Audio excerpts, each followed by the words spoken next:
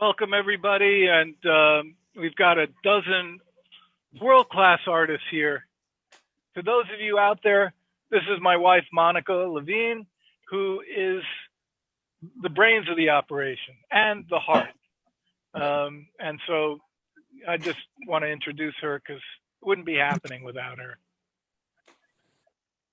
I would just like to offer a toast to all of us for a year of possibility and of movement and of abundance, of creativity, both internally and externally, because she's a hell of a strong force. And so I wish for all of you that you be surrounded with her energy as you move through this year. Talking about creativity. Yes. It's going to be an incredible year, and we really look forward to seeing you all in 2022 in Mexico in person. There you go. I wish all of this for you so dearly. And in Mexico, when we do a toast in Boca, there's this kind of fun toast that everybody does. But it actually has we impart it with a spiritual meaning. It may have one, I'm not sure. You can give it your own. It means above, below, in center, and within. So arriba, abajo, Arriba. el centro, el entro. El centro. To the center and within. May we all be blessed with good health, happiness, and more love in the world. See you guys. for doing such a wonderful job Okay. there. Cheers. Yeah, to that. Thank you. Thank you. So here are the artists that we'll be seeing today. Unfortunately, I mentioned to everyone that Robert Burge won't be able to make it, and Tony Van Hasselt also is not available. But we have a dozen wonderful painters, some paint from Royal Talons. If you live in the continental U.S. or Canada, we can ship to you. Frederick's canvas, we have a couple of boxes of canvas, and then plein air easel, and some wonderful brushes from Princeton Brush. I'm just going to talk briefly about my workshop, which is the first one, February 1st and 2nd. It's a 2-day workshop. Draw like crazy. These are a couple of drawings, sketches from demos that I've been doing at different workshops. It's going to cover a wide range of drawing, but it's drawing to really learn how to see, because that's so important for painters. And oftentimes we forget about the drawing process and jump right into painting. But we're going to cover a lot of different exercises over a 2-day period to really enhance your eye-hand coordination, your visual seeing. We're going to explore very quickly the form principle for representational drawing, but we're going to move way beyond that into simplification and abstraction, and how to develop those qualities that translate into painting. So that's enough about me. Next artist up is Tom Lynch. Tom, plein air painting indoors with the Casa in mind. Tom has been around for quite a while teaching and painting wonderful watercolors. And I have to say, when Tom first came to the Casa many years ago, I was just so impressed with how much energy he gives to his students, and really personalizes the attention to them in so many ways. And well, I'm going to just hand it over to you, Tom. Why don't you fill us in about your experience in the Boca? I often use Tom's quote in our advertising. After his first time at the Casa, he said, "The Casa experience is a breath of fresh air amongst the world of ordinary workshops." And that just kind of said it all for me. That was so beautifully said. Thank you, Tom. Well, thank you very much. I'll just put it right out there. I've been painting professionally for 50 years. So as we were looking at some of the teachers and their kids, I'll bring in my grandkids that are even older than that. Painting plein air is one of the most favorite parts of my life and my journey as an artist. So I want people to have that particular experience at the same time. And also, it directly relates to a lot of the improvements that have taken place in my paintings, the time spent plein air. So there's a lot you can learn in a regular workshop and watching demos and seeing, reading books and videos and so forth. But there still is a missing link in that journey, that education journey, that search that we all have. And plein air painting can fill in the gaps so perfectly, it can complete the circle. So regardless of who you study with, or even for your own personal improvement, spend some time, go outdoors, as we used to call it, on location painting. So plein air is a big part of it. Now, as a teacher, there's also a great part of it as well, because I teach workshops. I'm doing online workshops for 10 months now, a couple of them each month. And I'm still happy to share with everyone some of my plein air tricks and secrets and what I do when I'm at the Casa teaching a plein air workshop, because for the student, there's things that I can't quite explain to them in a classroom, on a video, or even showing them one of my books. So there they can sit beside me, they can see what I'm seeing, and more importantly, they can hear what it is that I'm thinking about as we both look at the same tree or the boat or the thatched roof across the way. And so it's so important that they can now visualize. And I can't tell you the number of times when a student has said, wow, I finally get it, their aha moment, where both my audibleizing and them both looking at the same thing, then at the same time, then they're watching where I begin and how I might capture the essence, keyword, the essence of what we're looking at. So it fits into so much an important part of everyone's plein air journey. I'll talk to you a little bit more, and I'm going to share with you a few images, along the way. I'll even end up showing you one of the night scenes, that I've done there at the Boca as well.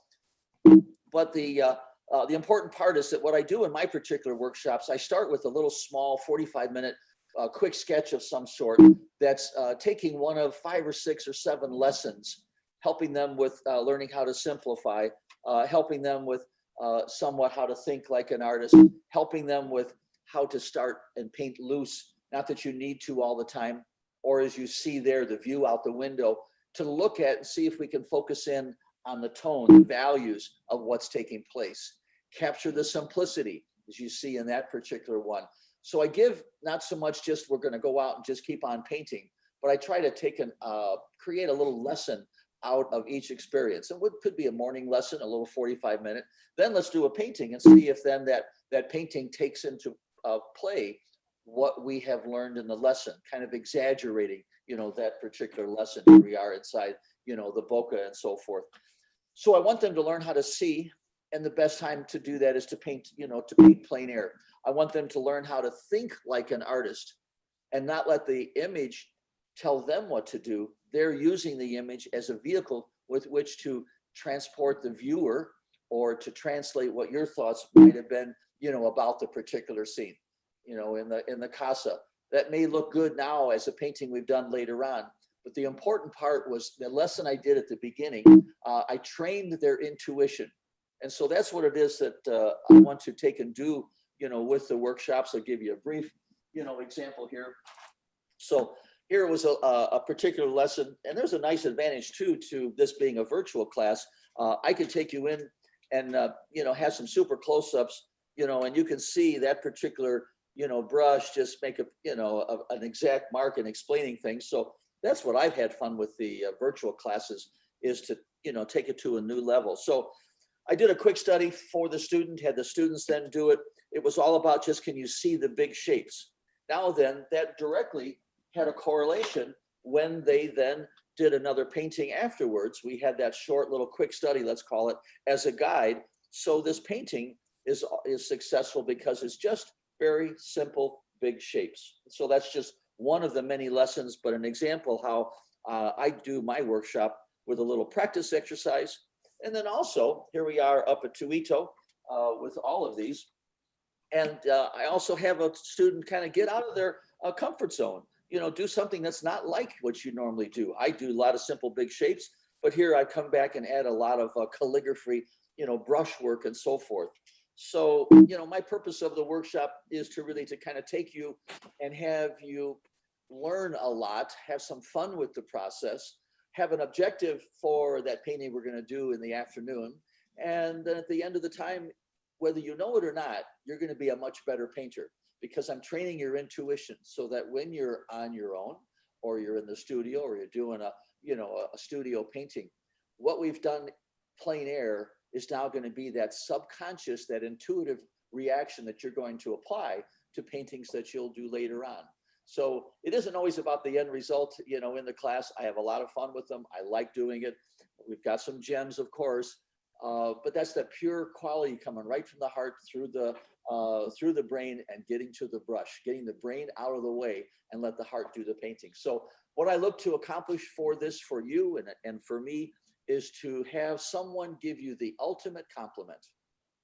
That painting is simply elegant. And that's all because of the plein air painting time that we would spend. So that's what my workshops are like. That's the fun I have at the Casa. And as I said, what a breath of fresh air amongst the many workshops that I've taught at and I've been a participant in. It really is the thing to do. So Bob, thanks for letting me have a moment to share with everyone my thoughts about plein air painting and my process that I do in my workshops. I look forward to return. I'm going to leave you with one of the night scenes that I take in, we have done even, there at the Oh yeah, I remember this night scene in the Boca. There you go. You got it right. Yeah. I'll leave with that. Thank you, guys. And thank you, Tom. Tom's workshop, Virtual Fiesta, will be February 5th, 6th, and 7th. So check it out. You can find out more information on our website, ArtWorkshopVacations.com. I'm going to add one more thing, Bob, if I could. Go to, there's a YouTube. I've got two different YouTube videos I've created. Not as good as what Bob had at the beginning, but showing the week's process. So if you'd like to see what also one of my classes are like, I've created that little video link of a lot of photographs so they can get a feel for starting out with the sunset dinner on the beach. So it doesn't get any better than that. Nice, nice. Thank you, Tom. All right. So again, February 5th, 6th, and 7th. And then right on the heels of that, on February 8th through the 12th, we have Michelle Byrne. Michelle is a fabulously creative painter, known for her palette knife work and very expressive energy in her paintings. But I'll let Michelle tell you more about what she's doing. And well, take it away, Michelle. I've not yet been to Boca, so I'm really disappointed. I was supposed to be going on February 6th and flying from Santa Fe to Mexico, and I was so excited. So I'm disappointed, but I will be back next March. I believe I'm scheduled to be painting there on location, and I'm really looking forward to that. But I'm going to be teaching next month, and this will probably be the first time I am a plein air painter, but I'll be painting from images that Bob's going to send me. So I've never painted paintings where places I haven't been. So it'll be a challenge for me as well as my students. But my work is all about storytelling. So what I teach is how to create a little value study and create a story with my figures through composition and through the figures. And so that's part of the very beginning of the class. We'll be doing these little thumbnails and creating a story, a very small story on a 4x6-inch index card. And then I go into how to make the colors and the composition all kind of harmonious and zoom you into a focal point.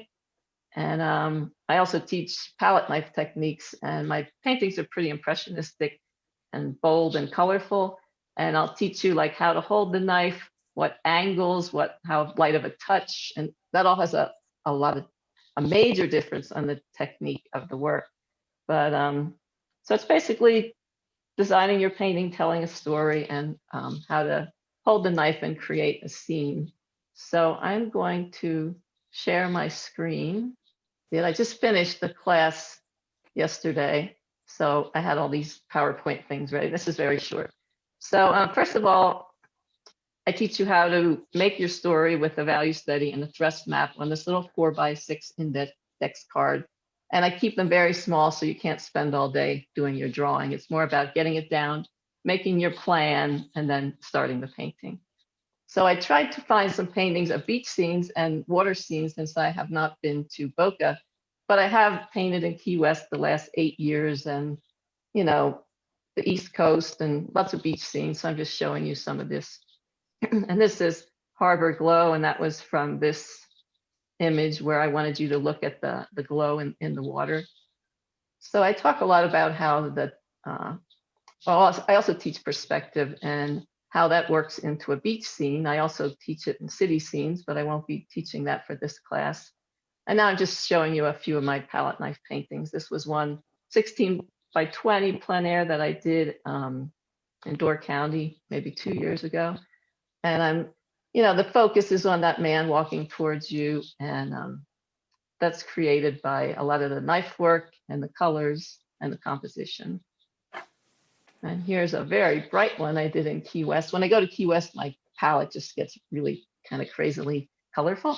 And that was a beach scene. That was a large studio scene. And I also teach just lots of ways to hold your knife to create different things, like those thin poles on the boats and the wires. They can all be done very easily with a knife as long as you have thick paint. So that was a plein air. I also teach how the figures can just be big dark blobs, but they're going to read like figures if they're the correct size, the correct shape, and the correct color. So that is a big part of my my teaching is to create believable shapes of figures.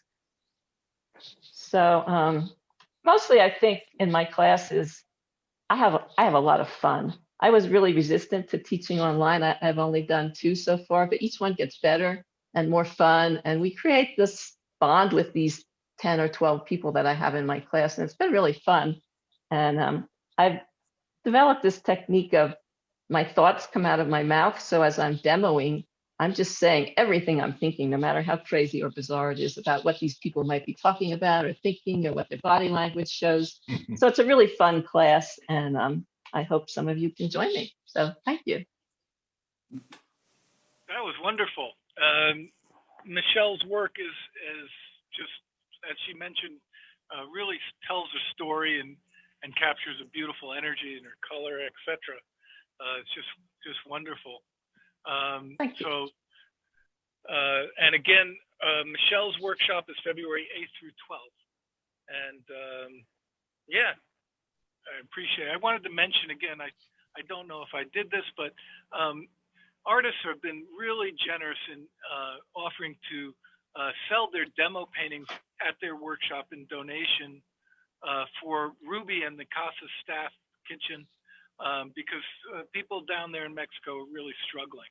So you'll be able to actually purchase these works at a real savings from what they would sell for in a gallery, and know that you're actually not just acquiring amazing work of art by these incredible artists, but you're also helping out these people that are just such lovely folks and really need the help.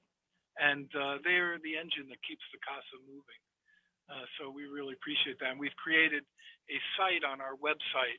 And if you go to the website, you'll see that in the store, it'll say demo sale gallery along the menu store. We have an amazing watercolor painter, Andy Evenson, who will be teaching a workshop February 15th to 18th. Andy's work is just fabulous. One of the things I love about Andy's work is how he does these great tonal studies to really break down the process. You know, something I do in my work, but the way Andy does it just with well, really 2 values in the white of the paper is just so minimal and beautiful, and that translates really nicely into the finished painting. So I'll let Andy explain what he's doing. Good. Yeah. Thanks, Bob. Yeah, just like what Bob said there, the gist of my workshops kind of boils down to, if you're trying to loosen up painting, it's important that you find big shapes. And I use those 3 value studies to, you know, particularly with watercolor, when you can take advantage of that fluidity of the medium by mixing big puddles and grabbing a big brush and painting big shapes. They really come in handy. I'll echo what Tom said about painting outdoors, how important that is. But I actually, I find it difficult to teach plein air because there's so much just reacting as the scene is changing going on. It's fun to be out there, you know, with a group, but trying to put out all these fires of all the students trying to paint a scene and get around to them is a bit difficult. So in my workshops, I kind of do a combination of studio and plein air work. I'm going to show a couple examples here of what Bob was talking about, these kind of lessons. These are the things that we'll do. And I've already chosen about 6 or 7 scenes from the Casa. So we'll all be painting from the same reference material online.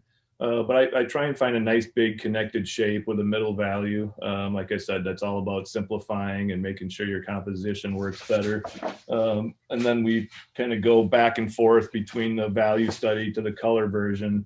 You know, you'll watch me do the first step, and then you'll do the first step on the value study, and then you watch me do the first step in color, and then you'll do it. So it's a lot of hand holding. Real easy and fun, and it gives you a process that you can take home with you and practice. You know, everybody wants to paint looser, but painting loosely isn't just painting fast. Okay, you need to have a really good plan in your head of how you want to attack that scene. And that's what those value studies give you, taking all that visual information from the subject, if you're, outside the scene in front of you, or that reference photo, which can sometimes, in many ways, is even more difficult because the photograph captures everything and freezes it. So you just kind of find yourself picking away at all the small details because that scene's not going to change. So it's hard to, take a reference photograph and do a nice, loose, fresh painting from that. And I think if you can use a value study to kind of keep you on course to painting bigger, simpler shapes, that your paintings will look more like paintings and less like renderings from a photograph. So that's really what I teach. I'm going to screen share here and show a couple of my paintings here. If that's all right. Are you seeing this okay? Oh, yeah. So this is, you said speak to the Casa experience. I've always been able to, I think I've been down there 3 times now, Bob. Yeah. 2 or 3. And, obviously this isn't a Casa painting, but this is a big reason why I love to go. This was literally taken out by the window of my plane as I was flying down to the Casa to teach last year, just to remind myself what I was leaving behind. And, I like winter. Quite a bit. People who follow me on Instagram and stuff, I like painting winter, but I always tell people these Minnesota winters are 5 months long, and after a couple months you can go down and hang out on a beach and eat some good food. And there's a day, Bob does such a great job running these workshops where you can there's a siesta time in the middle of the day where we get a break. There's a day where there's no class at all. We just kind of take a boat and go to a little private beach and hang out. And those are the best workshops, I think, when you're, it's hard to paint when you're just stressed all the time about getting all this done in 3 days, 4 days, and get back home and learn as much as you can.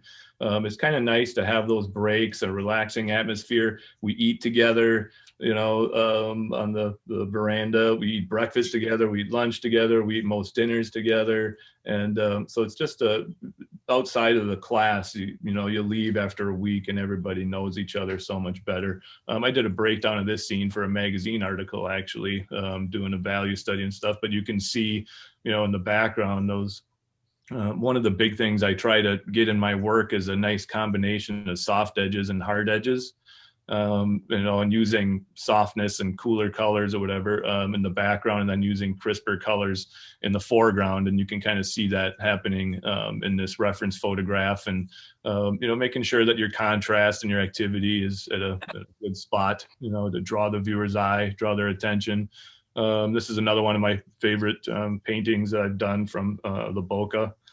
This is literally right outside the Casa. You walk down the steps and walk out to the beach, and this is where you're standing. It's just a really beautiful view. But here again, the importance of finding connections and edges and stuff. It goes from the water here right into the boat and down into the shadow on the sand, and it connects with the people on the beach and everything. So finding those connections and lost edges is a big part of what I teach. Here's another. This is up from the studio looking down at the activity in the fishing village. That's another one of my favorite ones. And there again, just trying to, a nice combination of lost edges, like what you see down here on the beach, and then the crisp found edges, where you're going to have the kind of the star of the show is what I like to call it. This is the one I posted today to kind of advertise this YouTube gathering. So I'll stop screen sharing here. Those are just some of the examples. And I'm confident. I've taught a lot of workshops. I think after a week or so, you get enough tools from the workshop to be able to go home and tackle your own work. So I hope you'll join us. Thanks, Bob. Thank you, Andy. That was amazing, seeing all those images of the Boca, literally from the front steps of the Casa. Yeah, I know. I love it. Exactly. That last one, looking upriver, is one of my favorite views in the morning. Light just coming over the mountains. It's just very, very special. Yeah. Thank you. Right. Looking forward to your workshop. Andy's workshop is February 15th to the 18th.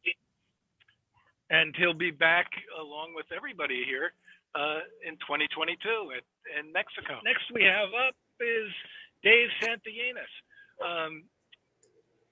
His workshop is February 22nd and 23rd.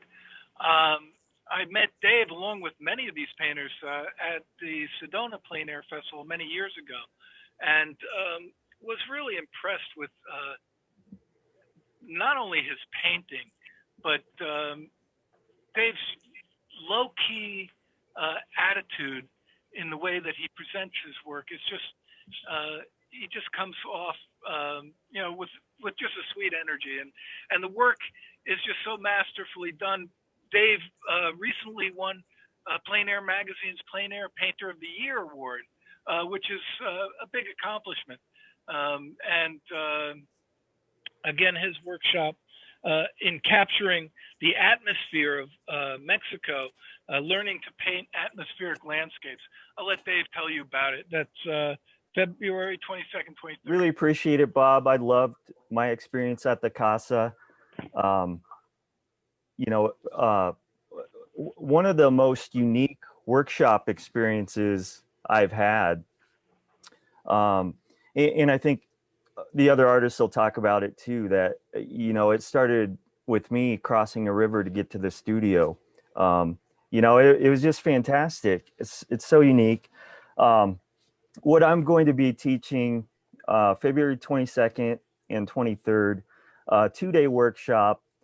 And the way I teach, I start off with a slideshow presentation. And I'm going to just give you a quick taste of it. Let me share my screen here. A lot of my workshops deal with capturing atmosphere and how to achieve atmospheric effects through color relationships. So when I teach, a lot of times I'm talking about how you can change color simply by the colors that surround it. If we look at a color swatch like this, and it's this cool gray, there's nothing to suggest that this could work as light on a distant mountain. But if we surround it by the correct colors, suddenly that cool gray becomes a warm color, a warm light on a mountain. And I talk about those effects when I paint. And one of the things I do when I paint is I lay in those shadow shapes all the way through a painting and develop that atmospheric structure right from the start. And in doing that, you're able to create design, you're able to manage large shapes, and that's the heart of the design of a painting. So that's kind of my approach to teaching. And when I teach the 2-day workshop in February, I'll start with a slideshow and I'll elaborate more about that. And then we'll start painting. And I really teach indoor the same way I teach outdoors. I'm analyzing the landscape exactly the same, whether it's from a photograph or from the landscape itself. So you'll get a lot of outdoor principles in this indoor Zoom workshop. And I just wanted to quickly go through, these were 2 of my favorite paintings from, I've had one trip to Boca, can't wait to get back. But these were a couple of my first paintings from that week. And again, the painting on the left was right from the studio. I mean, the views from the studio are incredible. So that was kind of my introduction for myself to the workshop, was painting this scene. And then the painting on the right was looking upriver in the morning, and the atmospheric effects in the morning are amazing. So, but that's the type of work I do. The rest of these aren't from Boca, but similar scenes that I've painted.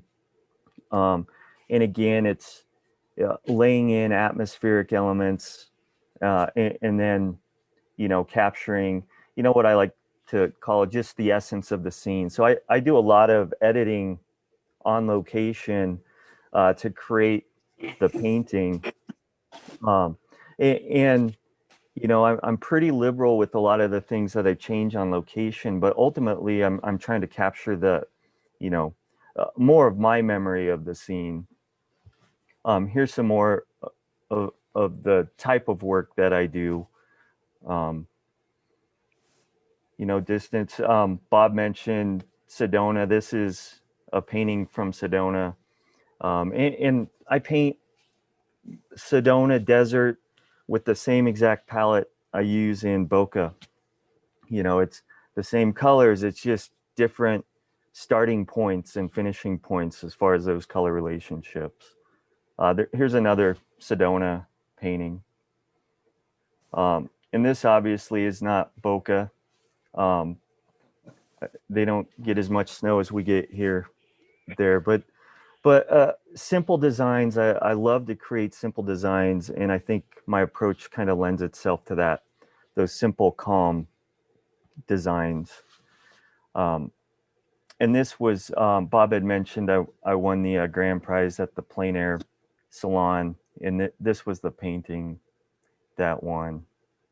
So let me stop screen share there. But you know, that's kind of my basic approach to painting. I started doing an online school, so I'm getting, you know, much better at the technology behind these Zoom meetings. I've had to give myself a crash course in how to manage all the cameras and stuff. So so technical difficulties are kind of a you know, routine now. I just, you know, we expect them and just kind of roll on with them. But it'll be fun. And I put on day 2. So I'm going to do basically start with the slideshow in the morning. We'll take a break, then we'll come back and start painting. I'm going to share all my photo references that I use in the studio and kind of do it as sort of a paint along demo. I'll do a demo and I'll invite the students to paint with me.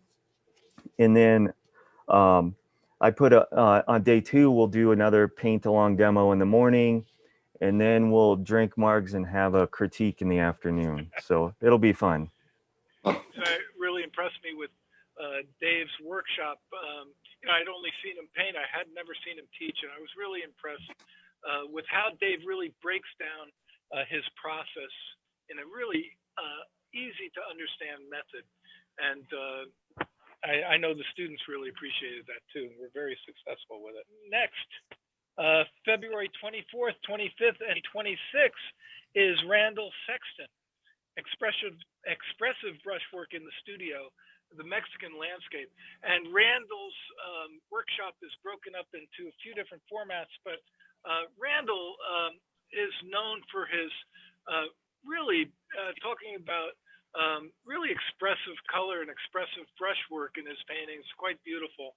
And I was really impressed I think it was the first year that Randy was at the Casa. On Tuesday evenings, we have the artist night. It's kind of an open house. We invite people from Boca and Vallarta to join us. And the artist does a presentation or a demonstration. And Randall decided he would do a portrait of me. And he, in about an hour, created this amazing portrait. And I think the last time he did one of our dear friend Ruben. But let's let Randy tell us what his workshop's about. Randy? Week experience, really. It's just phenomenal. Really, really I miss going there, you know, this year, of course. But we're dealing with it, and this whole, you know, plein air, the workshops that are there, there's a lot of them that are plein air workshops for good reasons. There's such amazing things to paint there. It's very colorful. I can see where Michelle is going to just take all of that Key West color down to Mexico, and it's just going to play like crazy. So it's visually just a wonderful place, as well as a wonderful community.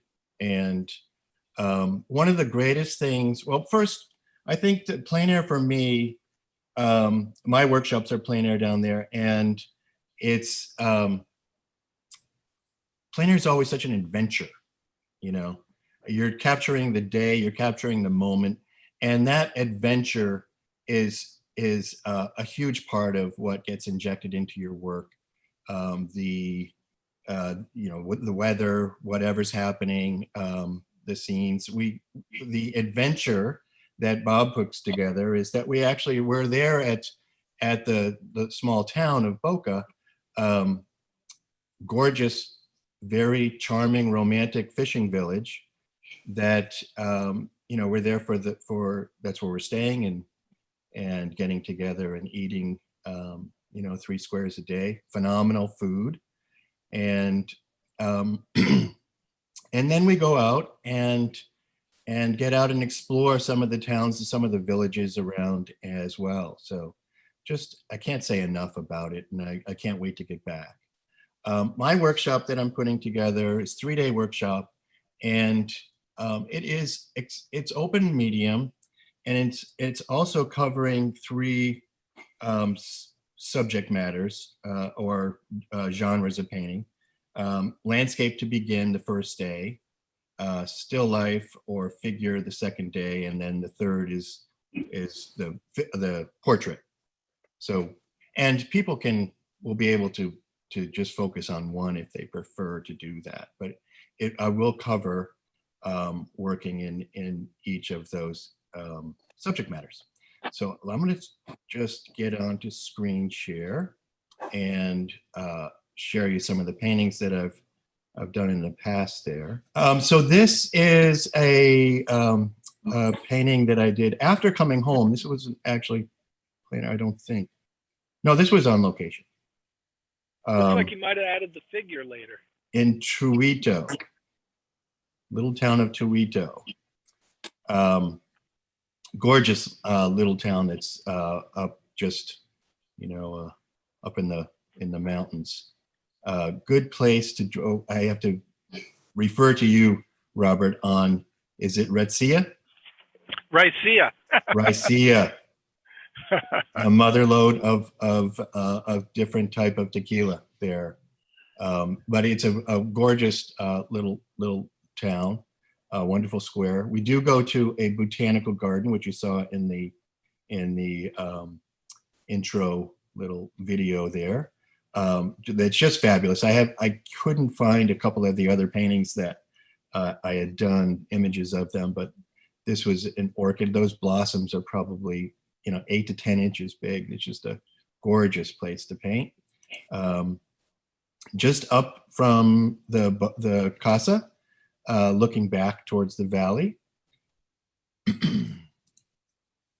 And another one from Tuito. And a painting from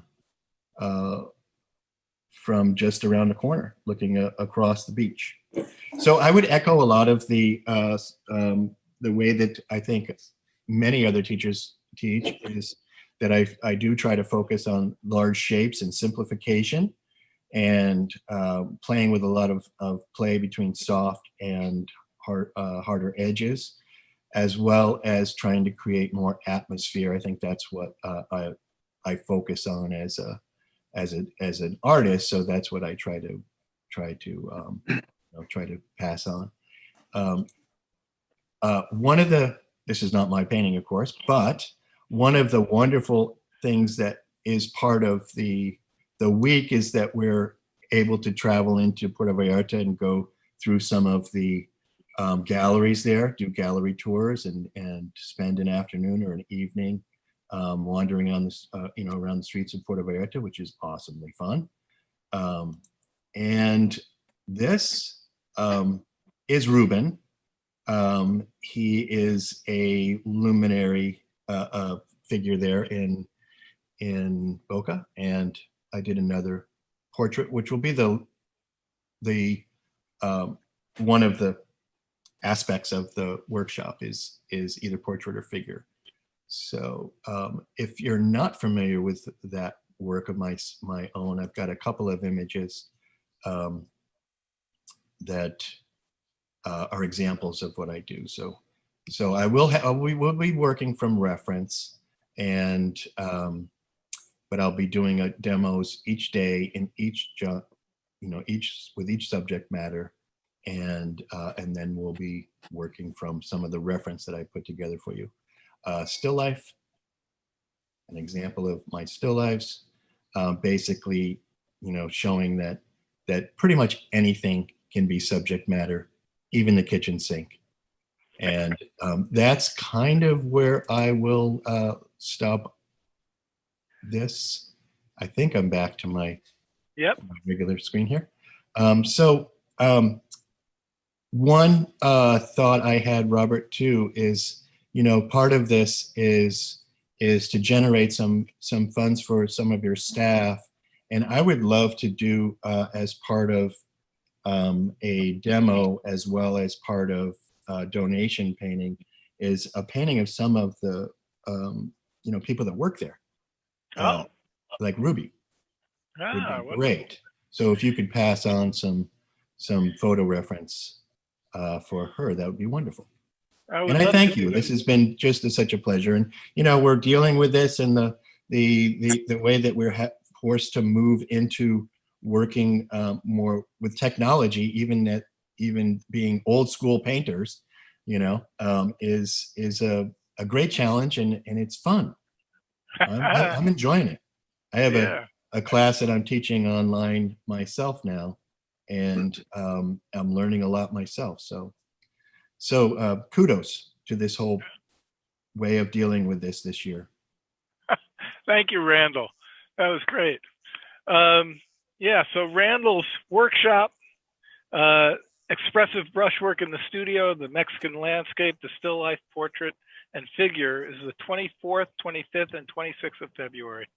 And Randall is a lot of fun to paint with. We introduced, there are two painters that aren't doing virtual this year, but they're just amazing staples now at the Casa, just part of the Casa family, amazing painters. And as important, when I look at instructors coming to the Casa, what really, one of the things that I look for is a resonance I feel in my heart when I'm talking to them, that they're good people, that their energy is positive and upbeat, that, I know I've been teaching for 40 years, at least. And I know that, a teacher can make or break someone in the art field. And, they have to know the difference between critique and criticism. And all these painters do. And they understand that we're trying to fan that flame of creativity. So next up is just a fabulous painter. I'm just always amazed to watch his brushwork happen, taking the abstract and pulling it together into something representational. And that's Jim McVicker. And I first saw Jim, again, going back to Sedona. He was the judge for that plein air competition that I was in. And a number of these artists were there. And when he presented his work, I was just blown away by the quality of the work and Jim's humility for being such a master painter. I was just like, wow, I got to get to know this guy. And I'm so honored that Jim has come to the Casa with his lovely painter wife, Terry, who's an amazing painter as well. But I'll let Jim talk about his own work, and I think we got a glimpse into his studio a little bit. Jim, are you there? I am, Bob. Thank you very much. And hi, everybody. Yes, I won't be doing the virtual workshop, and I'm not scheduled to be there in 2022, I guess it is, but 2023 looks pretty good. So, and I think I've been there 4 times, and like Bob said, Bob said, we met in Sedona, and he talked to me about the workshops, and then I get this phone call that he had an opening, and Terry and I went down, and it truly is an amazing experience. I'm not a big fan of airplanes or airports or travel that way, actually, but once you get there, and we got that cab ride to the Boca, and you step out of the car, it's like you're transformed into this whole other world. It's an authentic experience. It's a beautiful place. Bob and Monica, I mean, I feel like royalty when we go there. I know all the students do too. I've had a couple of friends that live up here that have actually taken one of my workshops down there, and they just love the experience. It's a great place to paint. And I'm here in California, Northern California. We get cold and rain, but not like you East Coast folks. And so it's a great break from that winter blues that can set in. And so the experience is really awesome. And the food is always memorable. Ruby and her crew that come and cook and everything. It's anyway, it's a dynamite place to be, and I highly recommend it. And all the instructors that are here talking today, I think everybody, I think we all kind of teach there's certain similarities, being a representational painter, being plein air painters, those big shapes, and working with values and color and drawing. But each artist that's involved here has their own individual take on that. And so each person is offering something unique and different. And I'm hoping that this virtual workshop works for everybody and is a great experience. Behind me are a few paintings I've done at the Boca. And I'm going to do my split screen in an old-fashioned way here. The one there on the right, or I don't know if it's your left, is from the botanical gardens from the small town of El Tuito. Great place, as Randy said, such a dynamite place to paint and be. Below, a couple paintings from just right there at the Casa. More work from the Casa. And the view out by the water, the view from up above, in the studio looking down. I'm having more technical difficulties than everyone else. I think that's visible somewhat. This painting was inspired by Randy's painting. That I think it was one of the last ones he showed. I had to ask, where did Randy paint that? So it was a house next door, and I stood on the deck, which I'm assuming maybe Randy did too. And anyway, it's a great place to be. And I'm always grateful to Bob and Monica and all the work they do to make the experience terrific. And it's highly recommended from this painter that people try and make it down, and when they are live again next year, try and make it down and take one of the workshops. You won't regret it. So thank you, Bob, for having me here today. Oh, thank you, Jim. And Jim has been kind enough to donate one of his paintings that he did, one of the demo paintings. You have that one there, Jim? That's going to be on our gallery this week. I think that was one of the first paintings of the week that you did from the Casa studio. Yeah, I tend to do the first demo I do upstairs, everyone gathered in the studio looking down, and then we venture out to the beach and up to the river. As everyone knows, I mean, there's so many great views and opportunities, subject matter, from intimate stuff to more broad views from the town, which is very colorful. Walking through the streets. Last year, I did a street scene. I'd been wanting to do that at the Boca and haven't done that yet. So that was excellent. It was hot, but I found a shady spot. I have that painting in my studio here in Massachusetts. You gave it to me as a birthday gift. Yes. I really appreciate that. Yes. I also would say that scene that you painted from the studio, it's like painting in plein air with a roof over your head.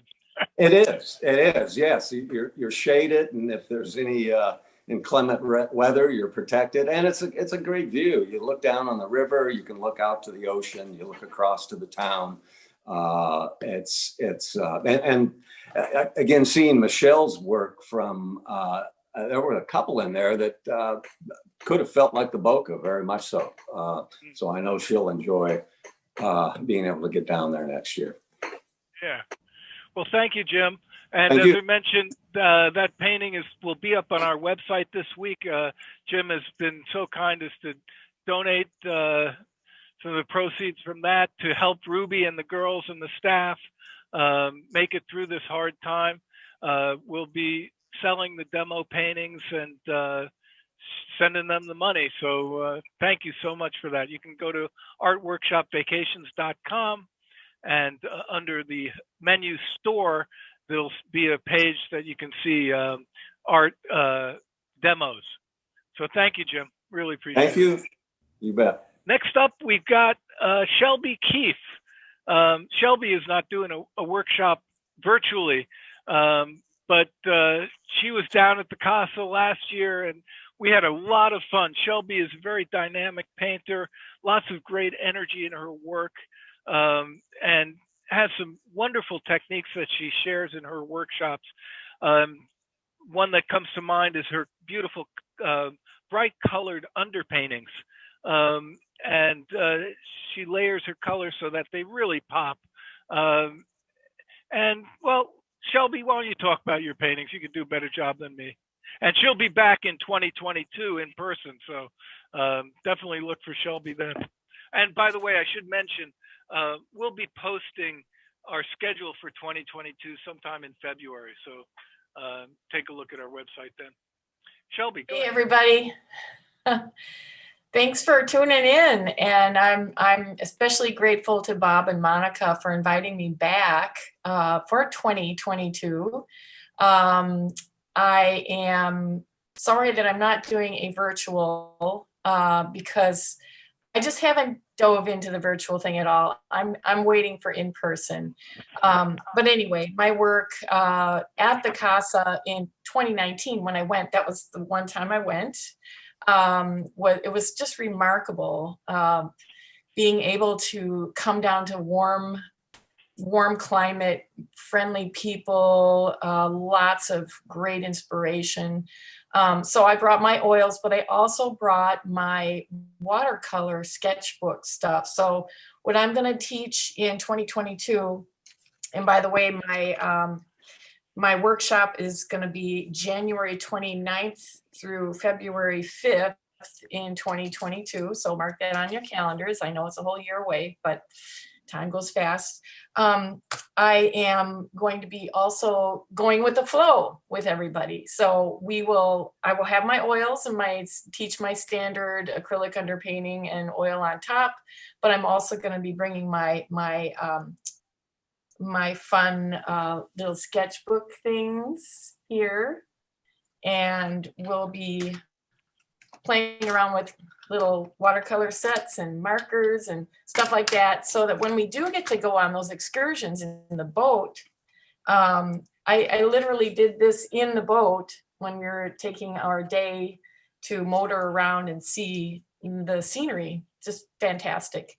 But I'll just show you real quick on my screen. Here's a close-up of some of the sketches that I did at the Casa and the surrounding images, and we'll just play around with fun, quick little studies. Very, very rewarding and fun to do without dragging all of your stuff. Maybe when we go to the village, we just bring our limited art supplies and not the whole thing on our backs and all that. We'll go with the flow, like I said, going with the flow. But the first day at the Boca, I did the demo up there in the studio, and this is what you can see from the studio balcony. So this was my demo from then. And then we also went to the botanical garden, and I was able to enjoy the color of the botanical garden. While you all are watching, you can watch my demo, or you can set out and paint on your own at the garden. It's just totally go with the flow. Just a remarkable experience, nothing like it at all. And I'm gonna quick throw something on screen here. There's what I'm working on now, which shows I like doing everything. I'm doing this painting of something I'm going to be submitting to a competition, Oil Painters of America. So I'm all over the place with what I like to paint. So that's what's going on for me. And oh, speaking of Ricea, I picked up a bottle of Ricea, and that was what, 2019 in January. I still haven't gone. Look at all that I have in there. So that's because it's so powerful. and here it is, right here. Cheers! Thank you, everybody. Thank you so much. Thank you, Shelby. Cheers to you. That's great. For those of you who are not familiar with Ricea, because it's not available here in the States, it's actually a form of agave plant, which is what tequila is made from. It's a green agave as opposed to a blue agave. And it's only made in the region around El Tuito, the mountain town that Ruby and the kitchen staff take the bus from every day, 45 minutes to cook for us. They're there and have breakfast ready at 8:30. And so Ricea is a unique drink with a smoky flavor and a kick-ass effect. It's actually mellowed out quite a bit since last year. I mean, when I first took a sip of that, I was like, oh, but it's really good now. All right. Great. Well, thank you again, Shelby. We're looking forward to being with you again next winter in 2022 in Boca. Love to have your energy there. Thank you. All right. My good friend and an amazing painter, John McDonald. John lives probably about an hour from me. And I've got the great pleasure of being able to go out and paint with John during the summer and fall sometime. Oftentimes we'll go along the Deerfield River, which is between our homes. And John is an amazing painter as well as an amazing teacher.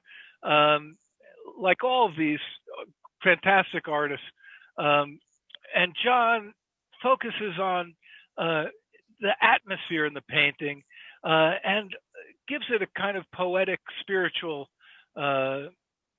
energy is the only way I could describe it. And it's, of course, like everybody, is reflective of his energy field as well. Just a beautiful person. So, John, I'll let you take it. Your workshop is March 1st through 5th, and is a 5-day workshop. Hi, Bob.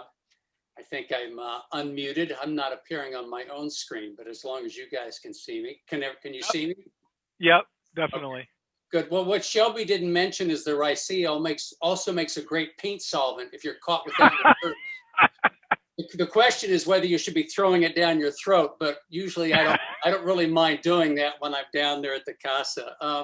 You know, Bob, I think my first time there was 6 or 7 years ago, and I have to say you guys run such a great workshop. It's my favorite workshop venue. But what I have noticed over the years is, and each passing year, I feel more and more honored to be part of your group of artists, because you keep getting the best people. Each year you invite another star, and I'm thinking, wow, I would love to take a workshop with her. I want to take a workshop with him. So anyone who's tuning in, you can take a workshop with any of these people, and you're going to go home really with your work energized and with lots of ideas, because I'm really honored to be among this group. Let me just I'll share my screen quickly. I sometimes feel a little bit like a fish out of water, because at heart, I am and have always been more of a tonalist, the tonalist being the landscape painters popular in the late 1900s, 20th century, and like George Innes and a Homer Dodge Martin and J.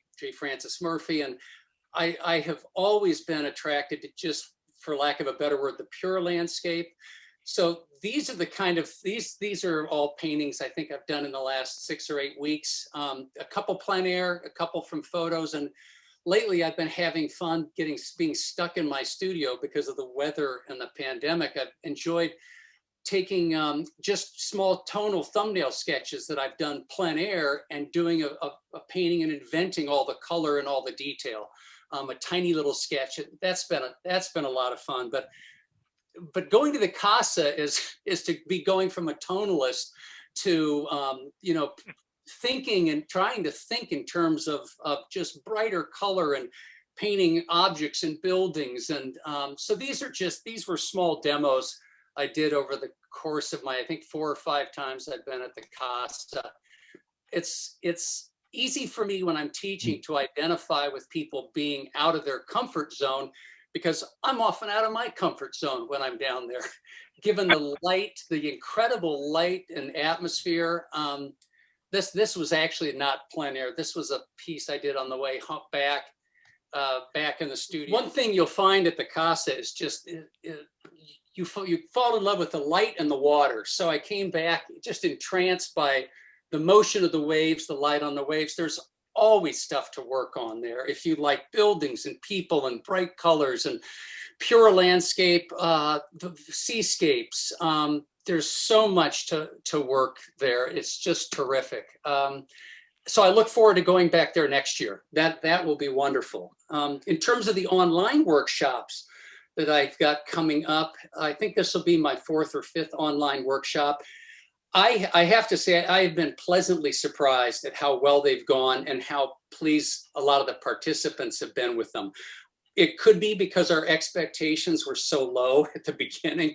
The first workshop I did online was through the Pennsylvania Academy of Fine Arts back in June, and I was ready for it to be an unmitigated disaster. And it really turned out to go so much better than I thought. Within a very short time, I would come into the studio and log onto Zoom 20 minutes early and find half the class already on Zoom chatting with each other. There was a bonding there that I thought would never happen. So that was an awful lot of fun to discover that. A lot of people have said they preferred being able to eat their meals at home. These are people obviously who haven't been at the Casa, because if you've been at the Casa, the food is so good. You would much rather be at the Casa than eating it. But and a lot of the people commented that it was nice to be able to have the full complement of their materials in their studio. One of the things I point out at the beginning of usually my workshops, trying to take the pressure off of people, is how artificial the workshop environment is. Most of us are used to working alone, and it's so unusual for us to be working shoulder to shoulder with 15 other people. Invariably, it triggers that darn internal judginess where you're comparing your work to other people's work. It's a tough environment in which to paint.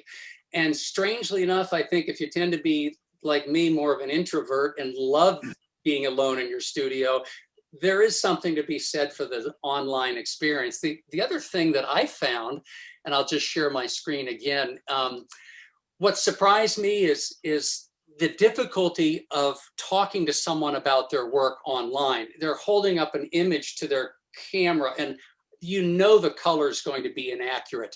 You know you can't see the details. So what I have found that using some of my experience with Photoshop as an illustrator, what I ask people to do is take a photograph of the painting they want to talk about with a grayscale included next to the painting, and they email it to me. And within 2 minutes, I can pull it up in Photoshop. So what I'll often do in Photoshop is, while I'm talking and critiquing the painting, I can make changes to that painting in real time. I can change values. I can focus in on a small area of the painting if I want to. Just to be able to make certain points about something and maybe make a change in that. We've talked about color casts, and even selecting small sections of the painting. Well, what happens if you do this with the sky? So what I've found is that rather than having to describe what I'm seeing in their work and suggesting changes with words, I can make those changes in real time as part of the critique. Most people have found that to be extremely helpful. Often, sometimes, because what I'll say, well, I think you should maybe, bring those values closer together in the sky. When we actually do it, we find that no, that actually didn't work that well. So it's been a learning experience for me too. So strangely enough, I found that there are to be some advantages of running workshops online. I don't like the technical learning curve. None of us do. We're artists, we're not engineers, or maybe some of you, are, but I think all in all, it's been a worthwhile experience, but I can't wait to get back to the Casa in 2022. So please, everyone stay well and please join us. Great. Thank you, John. I'm really happy that you addressed that question about critiquing the work, giving feedback, because actually somebody wrote to me this morning about interested in the workshops. I think it was Patricia. She asked if how do the workshops, do we do that? And I'm glad that you went into detail. I know Tom does that, and I'm sure everybody has their own unique way of doing the feedback thing. And that's very helpful that you explained that. Thank you. You're welcome. So John's workshop is March 1st through 5th. Next up is Robert Burridge's workshop. The Viva la Fiesta. Not able to be here today, but he sends his greetings to everyone. His workshop is March 9th through 12th. If you know anything about Bob, one of the things I know about him is he's first of all an abstract expressionist painter. His workshops are all about loosening up, and he has numerous exercises that he shares on just how to do that. He is like an ever-ready, the bunny, you know, he's always moving around just a ball of energy and just sharing tons of information. But he's broken his workshop into 4 days, and they're 3 hours per day. And he has each one set up a little differently. The first day, he's going to be loosening up with paintings of Mexican coffee, tropical fruits, hot chili peppers. So he's going to give you exercises. Bob likes to work in multiples so that you get that muscle memory happening, so to speak. He also share with you what he calls his goof-proof color wheel, so that you get harmonious paintings. The second day, they'll be painting floral things, reminiscence of the botanical gardens, as well as some landscapes inspired by the fishing boats, harbors, the palm trees. Third day, you're actually going to be working with the live model, sometimes draped, sometimes undraped, in a variety of poses, in different costumes with a Mexican flair. Now, Bob will share with you his particular approach to the figure and capturing that gesture very quickly. And let's see what else he's got. The fourth day will be all about abstract painting, and that's really, you know, Bob's, what his heart is about.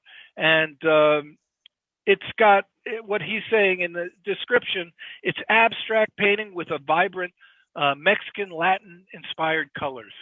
So it'll be an exciting workshop with Bob Burridge, 4 days.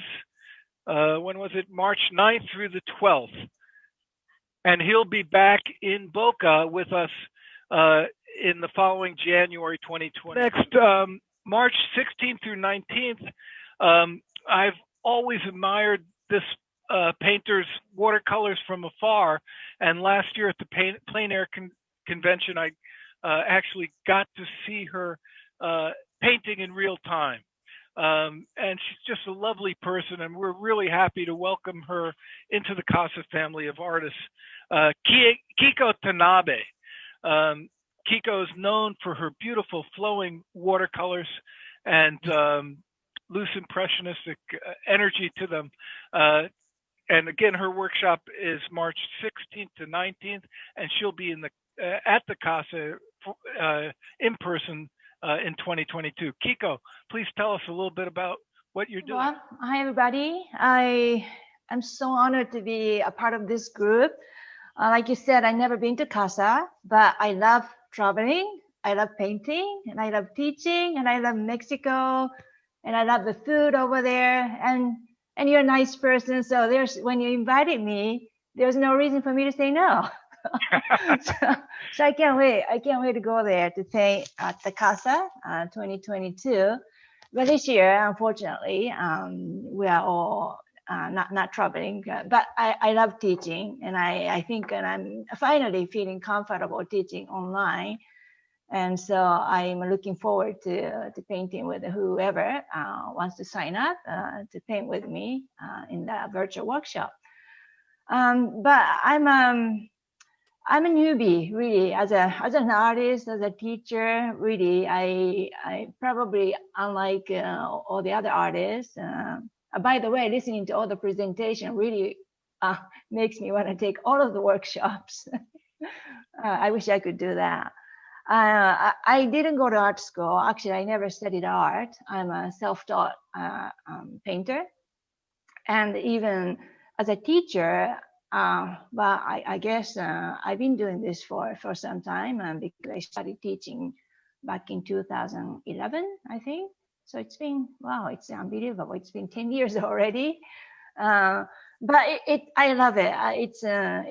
It gives me a great feeling to help other artists, because whatever the problem or issue, the painters, I get all kinds of painters from beginning to advanced level, even teachers, and about whatever issues they have, and I've experienced it myself. So I totally understand how they're feeling, what they're going through, and then I can offer solutions, and that's what I like to do. So I always say this: I don't really try to teach a certain style, because I think and I paint in a pretty much in a similar style. But to me, what's important is not really to achieving the style. It is to understand the essence of the subject we choose to paint. So especially in a plein air workshop, I like to show the students and how I interpret the essence and how to capture that with the light and color, and of course in a strong composition. And so it's really the result isn't not so important to me. So I like to encourage everybody who wants to just experience the Casa, and then also to paint with me, and I'll be happy to welcome you. But more than anything, I love traveling, I have to admit. So I can't wait to go to La Casa. But actually, I've been to Mexico. I live in San Diego, so right next to Mexico, right? But I've been to Mexico many, many times, going back 20, 25, even 30 years. I don't want to reveal my age, but I've been to Mexico many times. And Puerto Vallarta, I've been there a few times. And I can remember back in the day, I was a student. I was backpacking, taking a bus, riding with locals, and I went to small villages. And well, Puerto Vallarta is a city, but I remember going to a small beach town called Puerto Escondido. Is it close? I don't know. I remember that. But I went to virtually all over Mexico and traveled quite extensively. But recent years, I've been only to Mexico City, teaching workshops there in the capital. And but anyway, I have many friends there. I just love everything about Mexico. But it is very different. Somebody talked about colors, and I always use the same palette. I don't try to change colors in my palette no matter where I go. But I'm feeling that when I go to Casa, I may have to prepare a different palette because I have a palette right here that I use. So it's quite small. And then I typically use maybe 8 to 10 colors, and I mix a lot. So usually it's okay. I mean, I can create colors and that are satisfactory in my painting.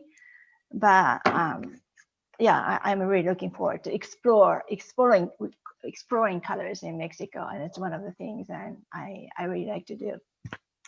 But when I travel, I like to do a lot of sketches. I'm a big fan of filling sketchbooks, and I have to confess, I enjoy that more than doing a serious painting. And then I want to show you, because I've never been to Boca and I don't really have any paintings that I can show you. But from other places that I've been to, I just to show an example, the sketches that I do. So I use watercolor, that's my medium. And sometimes I just do pencil sketch or pen or ink, but I like using watercolor in my You could hold sketch. it up a little higher.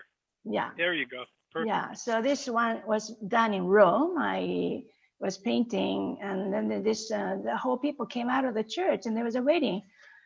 And this is somewhere in France. And I'll just go quickly, just to give you a flavor of what kind of sketch I do.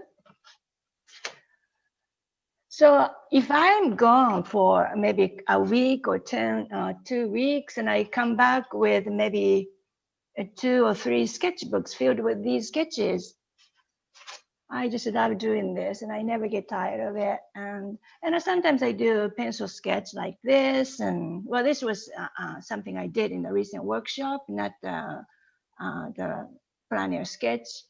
But just to give you an idea that the sketches and it's small. I don't really do big ones, and then usually I spend maybe 10 to 20 minutes at most to complete one. But to me, these are more important and more valuable than the photos. I do take a lot of photos as well. But whenever I work in the studio, I usually work from a sketch. And then I use the photos as like a supplement. And so I'm not saying they're not useful, but I think I can pretty much make a painting from a sketch, and because all the information that I need is there. And so in my workshop, I like to teach you how to capture the essence in a sketch, and then we work from there. So actually, of course, we can't just copy the sketch, and that's not what I do. I have to use imagination, but also memory. Lots of things actually come from memory. So, but how do we memorize? How do I memorize? By doing a sketch. So actually, just in a recording, importing information, but actually putting the pencil marks or the colors. But I'm also memorizing lots of things that don't appear in a sketch. And I feel like when I paint, I rely more on the memory side. And that's very interesting. But that's also difficult to teach because I have to verbalize.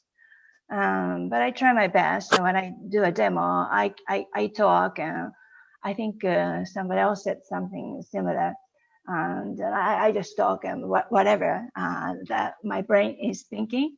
And so sometimes it may not be relevant, but I'm talking about from a memory side. So I just hope that information is useful when I teach.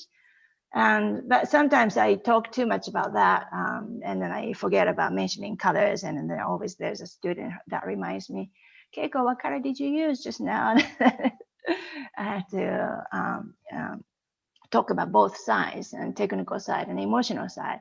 But I believe painting should be done from both sides of a brain.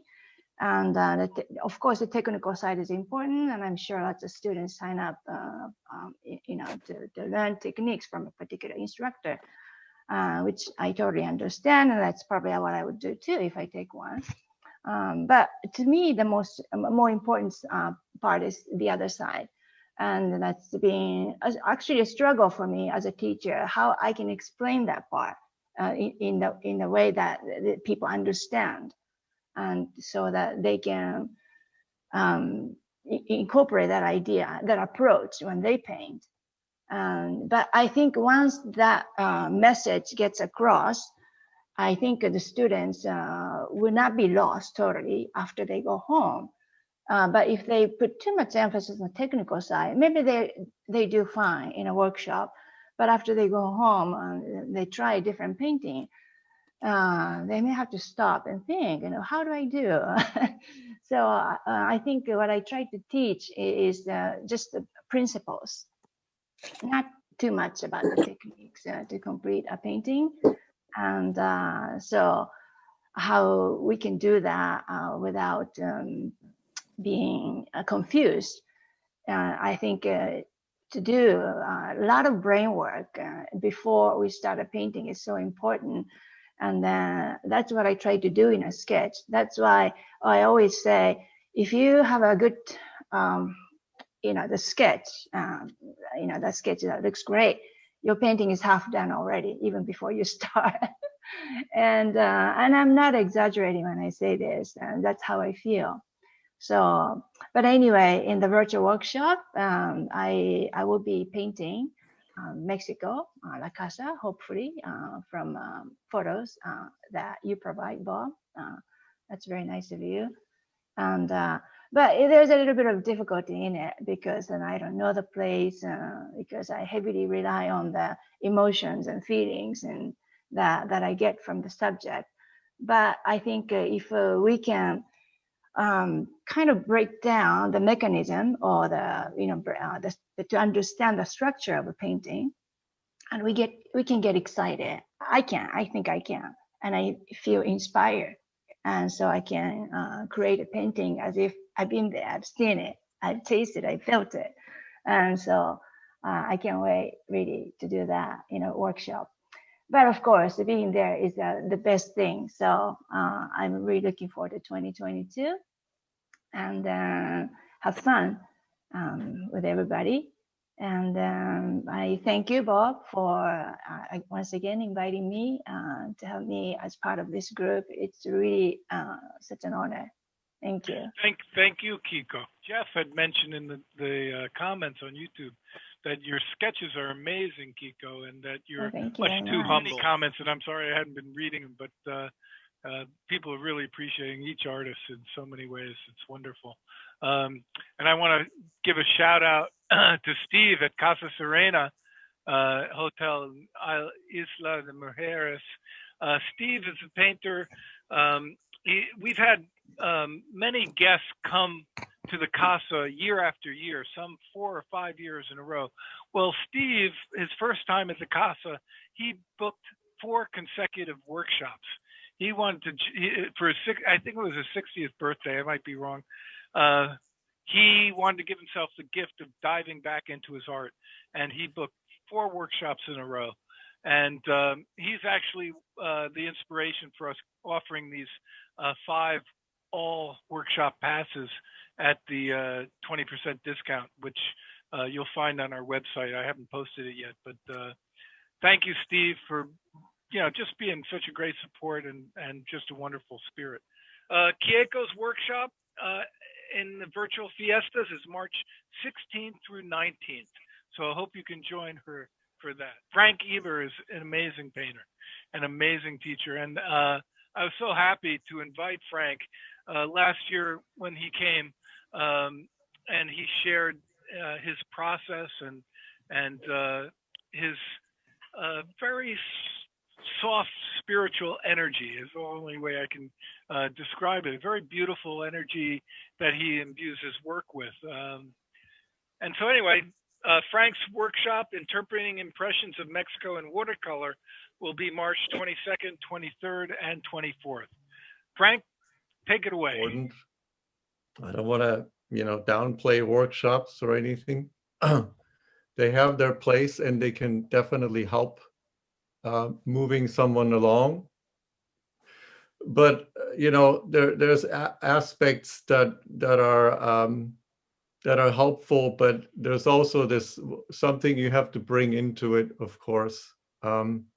If we want to talk about my work, I would echo a lot of the sentiments that we already heard. Of course, I'm with Shelby. I'm actually not attached to a certain medium. I don't really care about watercolor or oil. To me, this is just, those are just mediums of expression. And I'm also an oil painter. Actually, I used to be an oil painter before I was a watercolor painter. So, people always, they judge sometimes paintings by how they're painted or what medium they are. I think that's not right. A painting should be just seen as an expression. I mean, in the end, as artists, we want to express ourselves, and that should be the biggest goal. So to me, again, watercolor is just one way of doing it. I love watercolor, no question. It has a very elusive quality to it. It can do things that oils can't do, but of course that goes across. It comes back and forth. And I truly believe if you work in more than one medium, you grow more as a painter. I can only speak for myself, but if you look at the course of history too, a lot of the best painters out there, they were doing more than one medium. So going back to the workshop thing, I don't want to categorize my work really. It's just like all my colleagues here and friends, we are representational painters. The thing that I really focus on with watercolor, and that's where my oil background comes in, it's the world of edges. I feel, especially in the watercolor world, people have no idea how to control their edges. That's why most watercolors look just hard edges and not much else. So that's one of my big things, because there's a way to paint watercolor just like you paint an oil, and you just have to know how to do it, and it involves a lot of water. So that's sort of my approach that I like to teach more of, that control of edges where you have papers in different stages of wetness and all that good stuff. So, and keeping the paper wet, maybe even for half an hour, on a section where you work, it's all possible.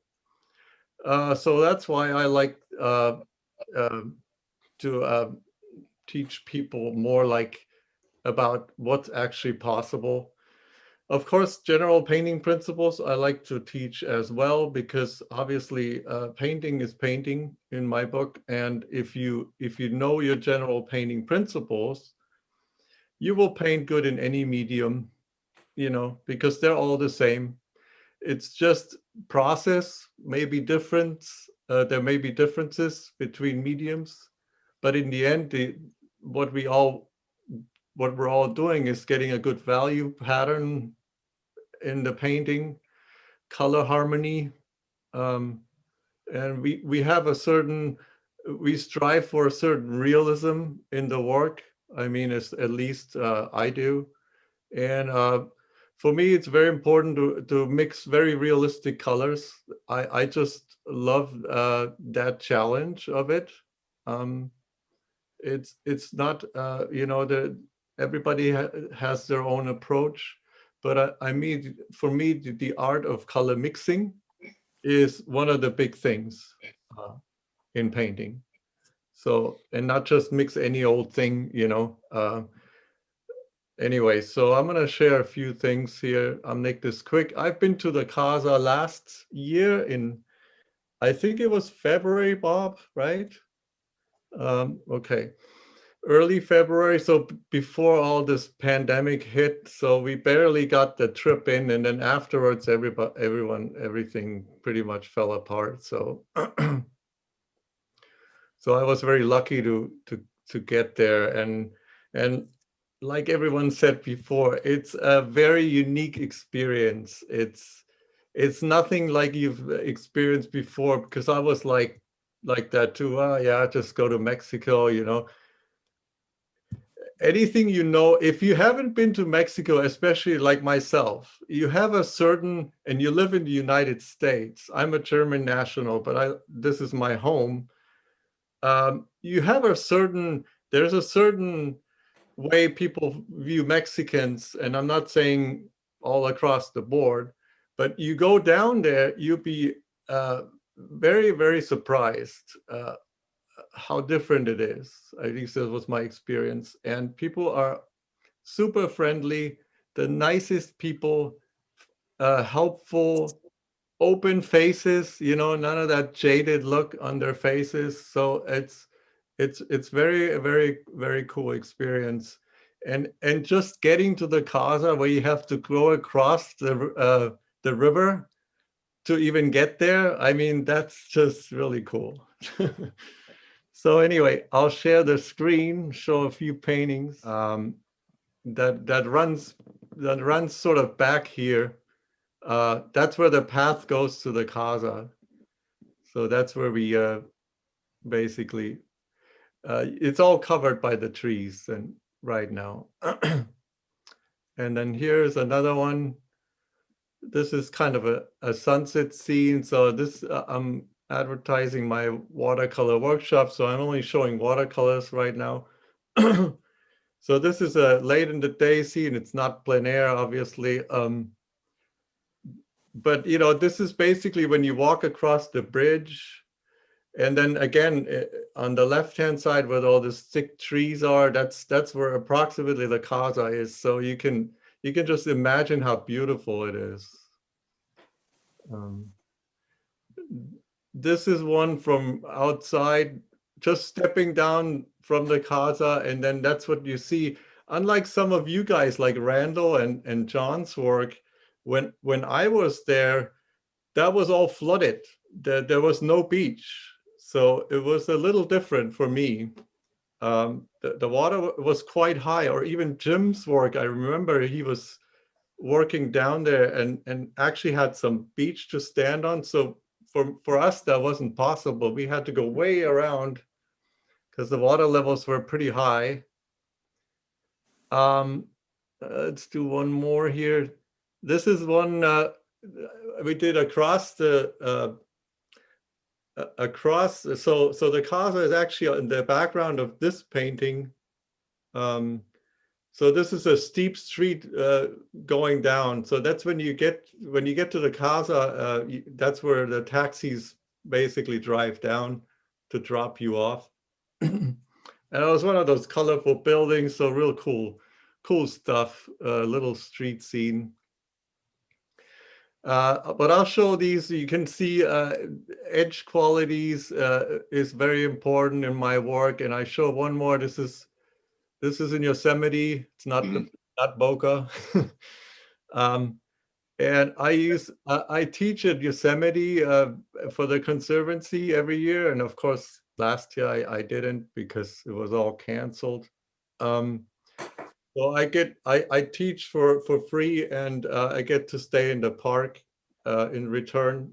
But I'll show this picture to show you how the edges in the painting. So you know, to teach you how to paint basically hard and soft edges, but everything in between too. So that's really what I'm focusing on most. So my workshop is, I think it's, let's see, 22 to 24 in March, if I have this right. So yeah, I look forward to everyone. Maybe we'll meet up, and of course I'll be at the Casa at 22, which is really more important because I'm actually not a fan of the online thing. No matter, I don't want to use the strong word, but let's call it, I dislike it. Okay. I'm doing some online mentoring, so one-on-one. That's how I survived last year, but no workshops. So I'm doing this just because I want to help Ruby and her daughter, because I know they're lovely people, and I will donate a painting too, of course. So I'll talk with you about that, Bob. Thank you so much, Frank. Really. So yeah, beautiful work too. It's so nice to see these paintings of the Boca and how each artist interprets them in their own wonderful way. It makes my heart just swell up. So yeah, Frank's workshop is March 22nd, 23rd, and 24th. And you know, like each artist here, Frank is a fabulous teacher and really explains his methods, and as he's talking about how he deals with edge quality and value, and what goes into creating those gorgeous paintings. So thank you. Now we have a painter who came last year, also another amazing watercolor artist. I saw Paul's work years ago, and then happened to see his book on watercolor painting, and for a long time thought about having him over to the Casa. And I know, you know, and looking at his work online, I thought, well, you know, this is a guy, how's he going to teach these techniques? He's teaching a technique, painting the reflections and transparency of glass in watercolor. You know, when I saw him teaching at the Casa, I was very impressed how he broke down some, you know, complex techniques and explained them really clearly, and gave a lot of background. So each of the students, from those who had not painted a lot to those who were very familiar with watercolor, really got a grasp of what Paul was demoing and what he was talking about. And Paul's workshop will be March 29th through April 2nd. And again, it's about painting the reflections and transparency of glass and watercolor. He's well renowned for his gorgeous still lifes, but Paul also travels all over the world doing plein air painting. I'll let you, Paul, why don't you tell us about your work and about what you'll be doing in the workshop. Hey, Bob, good to see you again. Yeah, great to see you. I think my last international trip was to the Boca, and then I came home and quarantined and hid in my studio. And I honestly haven't seen human beings since. But I've been using my Boca experience to sort of work off of since then, hiding out in the studio. And I've got pictures of the Boca that I figured I would share, since that would maybe help people get an understanding of what they're up for when they show up, other than having to cross a river on the way in, which is probably my most fun part. But and then I'll show you a couple of pictures of some of the artwork that I do as far as the reflections and transparency in glass. Pictures of the Boca. This is the front gate. You can kind of see across the river. This is basically as you enter, what you're going to see coming into the Boca. This looks like one of Frank's paintings, honestly. Crossing the river every day, sunrise, sunset, middle of the day, doesn't really matter. You get to see these fantastic boats that are just picturesque and working out for you. Opening night dinner, where we gather across the river at one of the great restaurants. Back across the river. There are views everywhere around. When I travel, it's almost as much about the traveling as the painting. And I'm looking for, you know, things I can take home with me to inspire me when I get locked down for a year. This is a distant view of the Casa, the sort of yellow-orange building in the background. That's the Casa. It's kind of nestled into the trees on the hillside, with the town across the river and lots of scenic views. Pictures of the botanical gardens. Obviously, you must take a lot of your groups up to the botanical gardens, because it's just an amazing place that you can find all sorts of things to paint and draw. I must be into the puppies because they seem to be everywhere.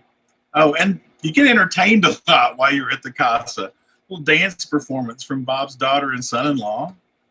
Kept coming back to that same view of the Casa, morning, noon, and night. Hey, look, the folks in the kitchen, Ruby and the girls. The food that you have every day at the Casa is amazing. You almost have to take pictures of everything that you get to eat there. This is the studio. Lots of space to work.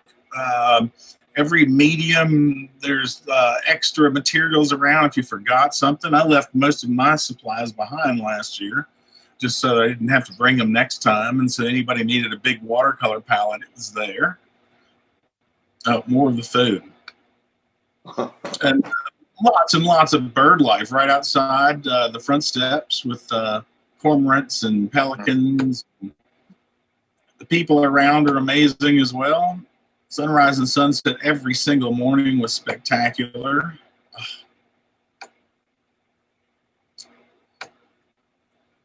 We basically eat together every single day. Lots to see along the way up the hill. Yeah, that wasn't my car. I'm teaching glass this year, and I'd like to use a lot of imagination to bring reference pictures, some glass still lifes to set up, and try to use as much of my observation as my imagination when I'm doing some of these pieces.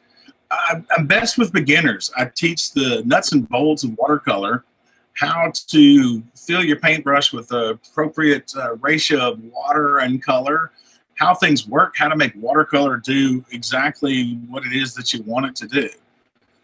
I try to twist it into a narrative and do something different. I allow my students, or encourage my students, to take it a different direction, make the painting your own. I'm doing a 5-day video workshop this year in late March and early April.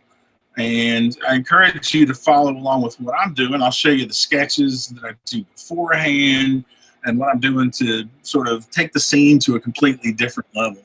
I focus on dramatic light and getting the textures and the composition that you want with watercolor, and hopefully everything works out for you. I really don't have anybody that fails to create something completely different, unique, and something that they're proud of by the end of the day. Fantastic. You, Paul. That was beautiful, and thank you for all those fantastic photographs of the bokeh too. And all the paintings that everybody had done of the bokeh. I did more of a studio workshop last year, and will in 2022. I do the more conditioned air painting as well as the plain air painting. When I'm traveling, there's so many things to see and do. I have a hard time staying in one spot to paint for more than an hour at a time. But working in the studio for part of the day and then going out on adventure the rest of the time, that's my cup of tea. Well, thank you so much, Paul, and we're looking forward to your workshop. Again, his virtual workshop is March 29th to April 2nd, and you'll be painting reflections and transparency of glass. You learn a lot of wonderful watercolor technique and just the hows and whys of what you're doing with it. Thank you all so much. To wrap it up, I think I figured out the problem with the sound and the overlay. I'm going to try to share our video together. Again, let me share that. Again, I want to mention our son Brahm wrote and composed all this music and also performed all the instruments on it. So enjoy it, and then we'll say goodbye at the end.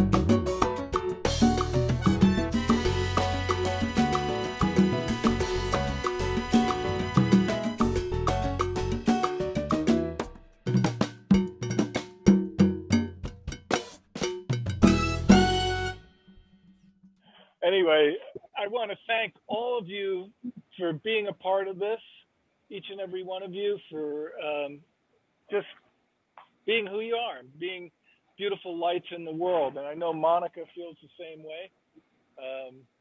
And we're sending our hearts out to you. And all of you watching, again, send us an email. We've got these wonderful gifts we're going to go away and giving away, and sign up for a workshop or two, or do all of them, whatever. Keep your beautiful lights shining brightly. We need positive energy in this world, and creativity. That's what's going to do it. Giving that, looking at the world in fresh ways, giving people the eyes to see beauty where it exists everywhere. That's the gift of artists. And thank you all. So appreciate all of your support. It's really amazing. Thank you. Yeah. Cheers. Thank you. Cheers. Yes. Cheers. Yeah. Each and every one of you. Cheers. Great. Thanks, Bob. Thank All you. right. Yeah. We'll Thanks, be in Bob. touch soon, everyone. Nice to see everyone. Yeah. Take And, care. this Thank all of you. Nice to meet you. This will Great be seeing on you our guys. YouTube channel. If somebody missed it and wants to see it, go to youtube.com/Casa Artistas / and it should be there. Cool. Good luck. Great. Thank you. Take care, guys. Yeah. Thank you. Bye. All righty. Bye. Bye Hasta now. luego. Buenos dias. Hasta luego. Hasta luego. Hasta lumbago. Go back.